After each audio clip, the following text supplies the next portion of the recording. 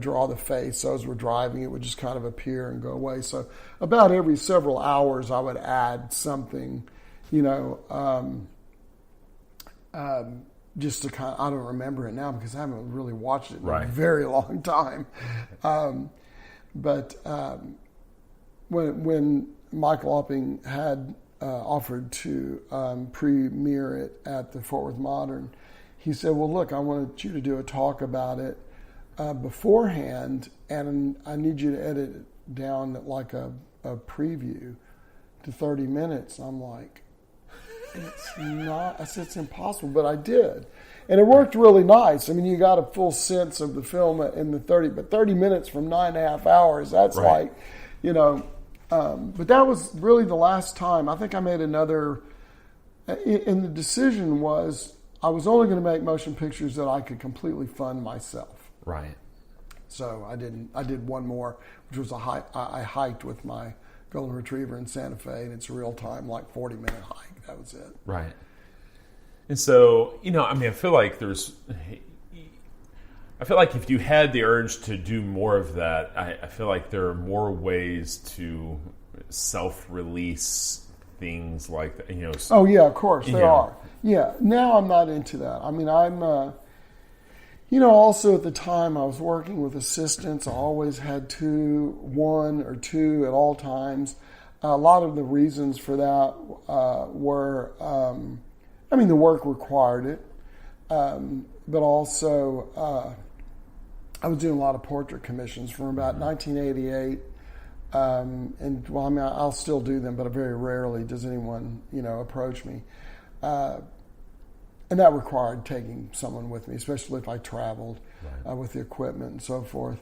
And now, when we moved to Santa Fe, I have not worked with an assistant in like 14 years, and it's like I just started working again. Right. I love it. I have I'm by myself, especially now that I'm doing drawings and sculptural things. I haven't required any need for that. And also, when working with assistants, you have yes men basically in your studio. Right. And so when you're making something that might not be up to what you feel your work should be, you're getting, someone's going, no, it's great, So, I love working. I actually am having more fun working in the last, like 8 or 9 years than I had since I first started. Sure. That's a question that's come up time and again on these episodes is who do you trust in your creative process to give you honest feedback? Right? Because that's sometimes we can get a little myopic in our work, and we think we have a great idea, but maybe we're in a bubble and we didn't know that hey, somebody is already doing something like that, or or hey, it's just a bad idea and we just don't. A lot of times it's an artist is asking someone's opinion because they know the work is not that good and they really want someone to finally say, this sucks. I have a curatorial friend, or she's not a curator now. Sue Graves was the curator of the Dallas Museum that did one of my first museum shows. She also, if she ever hears this, she's going to laugh because we both tell this story all the time. But I guess it was 1980, maybe 81. I was, I'll backtrack that in a minute. But someone said you need to show these to Sue Graves at the Dallas Museum. And it was when I was just covering objects outside with large pieces of backdrop paper and then rephotographing that sort of setup.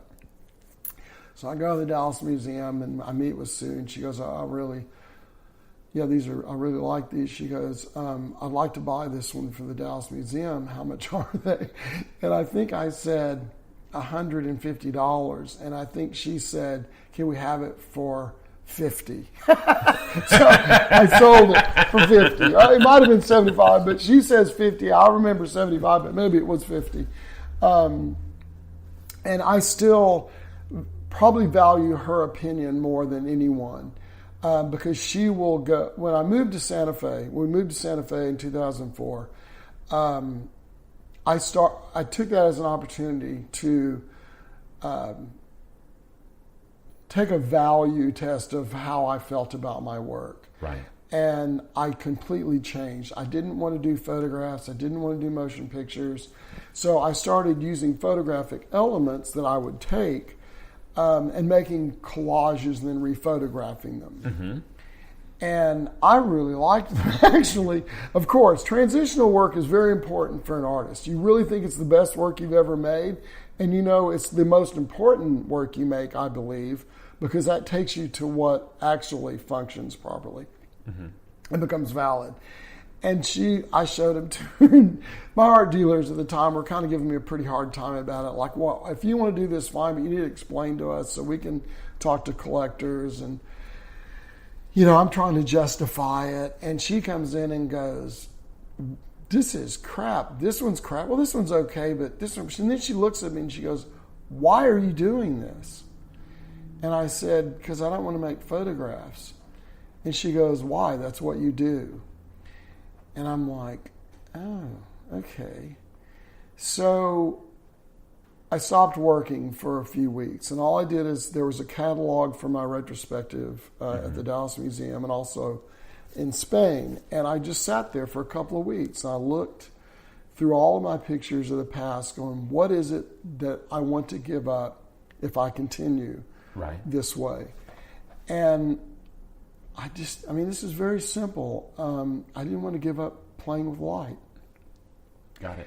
And so I thought, okay, no matter what I do, it'll end up in a photograph or with photographic elements. And so I began working, you know, like every artist that, you know, comes to this point, they start at basics, right? I mean, it's sort of a tired thing to say, but that's what I did. So I went to drawing. So I made a set of a blank piece of paper or blank empty room walls, and I just started drawing on them. I'd contemplate the room. I started meditating at that same time, so I would just sort of stare at this blank space for a while, and then I would make marks on it somehow. But I would rephotograph it. I would photograph that. So the final thing would still be a photograph. So I did drawing, then I went to painting, then I went to sculpture. No, I went to light. Actually, I did a series called I See Light, which I built. I built a set, you know, on the ratio, on the dimensions of a golden ratio, and then I just did something in it, and then I used light to transform whatever I did in there. Right. And it became a grid piece. And then the next thing was sculpture. And I had always built my own props and you know, painted the sets and all this on my own. And then I really started liking making these figurative sculptures. And then what they were is they were representative of an emotional state. And I was in a lot of emotional states at this period, you know, career-wise, financial-wise, family-wise. I mean, you know, everything was coming at a crashing point. Right. And the work showed it. I mean, it was a very emotional work. And when I'd photograph these figures, sure, can't show that on audio, but we'll post photos. Yeah, and I've seen those, and so it was the exhibition was called "In the Absence of Others," and it became really one of my most important exhibitions and one of my favorite ones. And also at the same time, I was learning to play violin, so I wrote a 15 or 20 minute violin piece. I mean, you know, my violin teacher goes, do you have any idea what you've done? I go, no, I just sort of took all the stuff you taught me and just kind of jumbled it up and made this thing. She goes, this is like amazing. I go, well, it's a lot easier to write music than to play it. Right. So we recorded it. Of course, were you playing it on the recording, or was she? Okay, well, both. But let me tell you which one I played in the gallery. Okay, and not mine. And so, but I had comments from people that said, I can't think of any other music that would be better to go with what this is. And it's because it was all done at the same time. The music, the photographs, the sculpture. And so at this exhibition, my dealer, Jim Kelly, said, would you like to show these sculptures, you know? I go, I don't know. You know, I've never considered that before, but yes. So I installed them like an installation, like We painted the room with this super flat, no reflective black theatrical paint. And to add to that, put a black scrim material in front of it a few feet. So the figures on the shelf were white because I used paper clay. They were like these sort of ghost figures. Well, then, of course, the next step were collectors wanted to buy them. Right. And so that gave me sort of permission to continue, and something that I was really, really enjoying.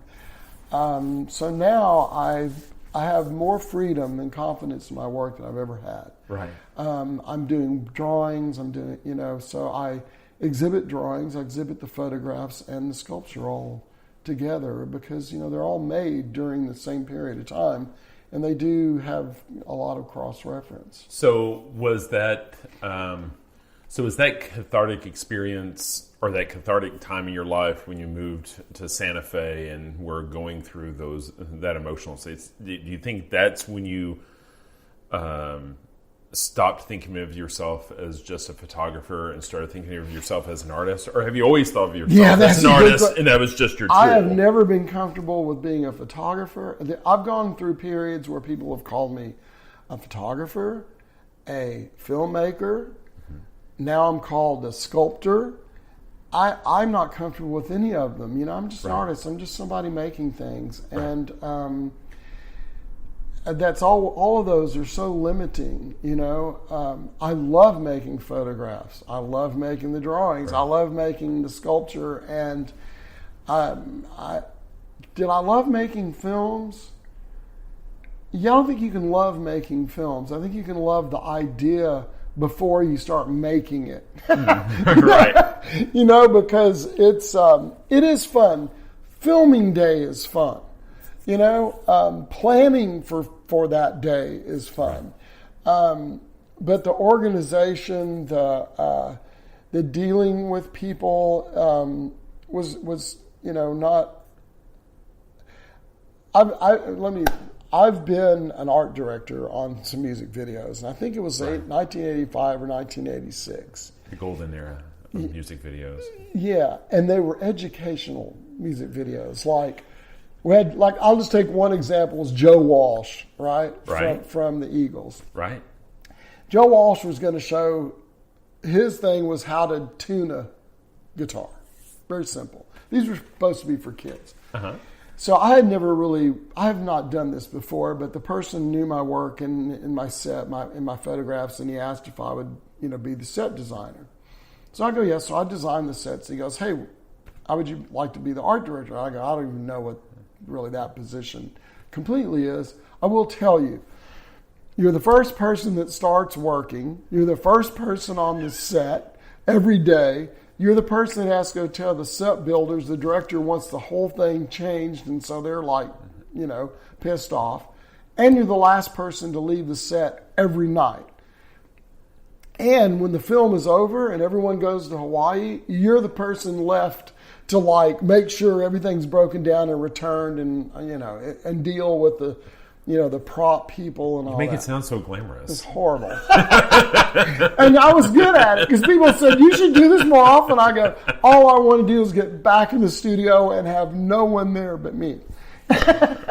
And so, it's very rewarding when it's over, but it's a very difficult thing. And I would like to be a director, I guess. I wouldn't even mind being an actor at times because all they do is, they do what they do, and they, I guess I tried that too on my own films, but I forgot your question because I started rambling. No, I think it was no, it's fine. I think you answered it in there, and that was, did you wind up seeing yourself differently? Did you wind up the question was, had you thought of yourself as a photographer, or had you been thinking of yourself as an artist? Because the way I see you express yourself now, and given the body of work over the last 10 years, I think it's it's obvious that somebody would say, oh, well, you're an artist, you're using all these different media, right? And was that something that emerged, or were you always an artist and just choosing to I didn't know I was an artist until I started actually making the art. Right. Seriously, I didn't have any confidence in it all. My mother was an artist. She had scholarships at SMU. She stopped, of course, for the most part once she